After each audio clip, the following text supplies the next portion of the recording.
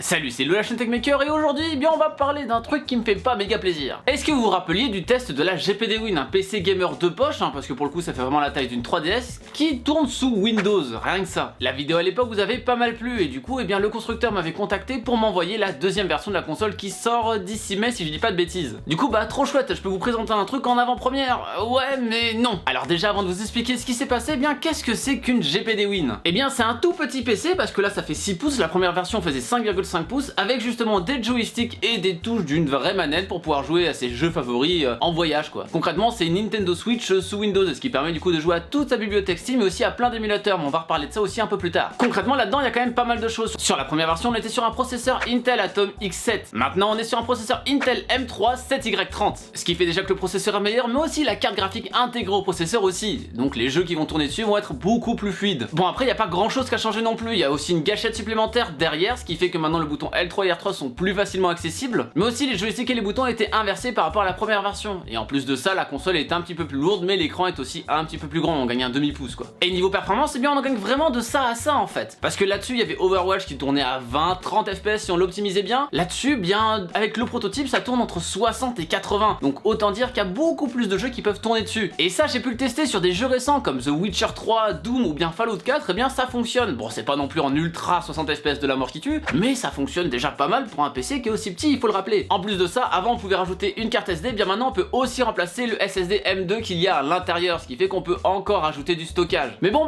pourquoi je suis embêté pour cette vidéo? Eh bien parce que du coup après quelques semaines de test, eh bien cette console m'a déjà lâché. Ouais. Et ouais parce qu'au final au bout de quelques semaines, eh bien la console a arrêté de fonctionner. Un peu dommage. Concrètement j'étais en train de faire les derniers rushs pour pouvoir sortir la vidéo hier, donc du coup comme vous l'avez vu la vidéo est pas sortie à cause de ça, et bien elle a arrêté de fonctionner lorsque j'étais en train de télécharger Hearthstone quoi. L'écran s'est éteint, la console aussi, et le bouton power ne faisait plus rien, et du coup à force de marteler le bouton power, et bien celui-là il s'est enlevé, et du coup ça fait que concrètement j'ai le bouton power dans une autre main, et il est tombé d'ailleurs. Où est-ce qu'il est? C'est bon, j'ai retrouvé. Bon du coup je peux essayer un petit peu de le remettre, mais bon ça rend pas super. Alors au début je me suis dit que c'était un problème de batterie qui s'est déchargé d'un coup, ça peut arriver, donc je la rebranche, et elle me fait un petit bruit des enfers. Du coup j'ai pas préféré la laisser brancher dans le cas où justement elle va m'exploser dans les mains, parce que écoutez-moi ça.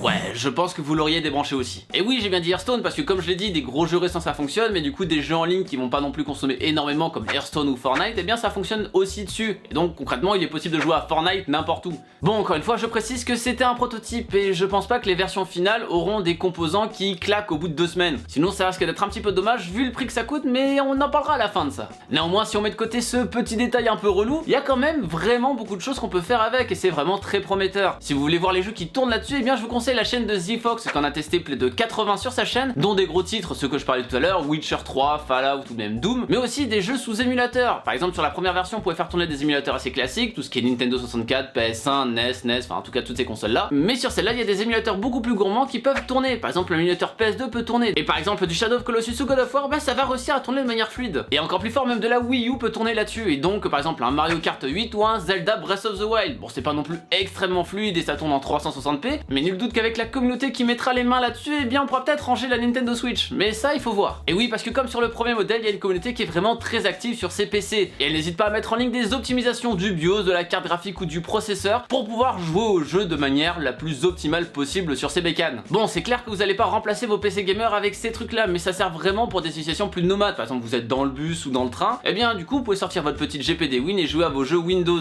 Et bien sûr le méga avantage qui dit Windows dit Steam Cloud, et qui dit Steam Cloud dit les jeux que vous avez achetés sur PC vous les avez aussi là-dessus, donc pas besoin de les racheter. Par exemple The Binding of Isaac, je l'ai racheté du coup une deuxième fois lorsqu'il était sorti sur Nintendo Switch. En plus de ça il est possible de commencer une partie sur son ordinateur et de la continuer là-dessus grâce au Steam Cloud. En fait si les données ont été mises à jour, et bien on peut continuer notre partie de n'importe quel jeu. Et voilà pour ce test, on va dire ça comme ça, de cette GPD Win 2. Alors oui prototype tout ça, mais je préférais pas vous cacher en fait qu'elle ne fonctionnait plus au bout de 2 semaines, parce que je préfère être totalement transparent avec vous plutôt que de vous conseiller des produits qui peuvent peut-être clamser. Ça m'étonnerait quand même que ça arrive avec la version finale, mais faites attention, et si ça permet du coup d'avoir des composants de meilleure qualité là-dessus, bah tant mieux. Mais du coup, même dans l'état où elle fonctionne, est-ce que je vous la recommande forcément? Eh bien pas sûr, parce qu'elle coûte quand même un peu cher. Là où le premier modèle coûte dans les 300 € maintenant, celle-là on va la trouver dans les 900 $. Ouais, ça fait environ 740 €.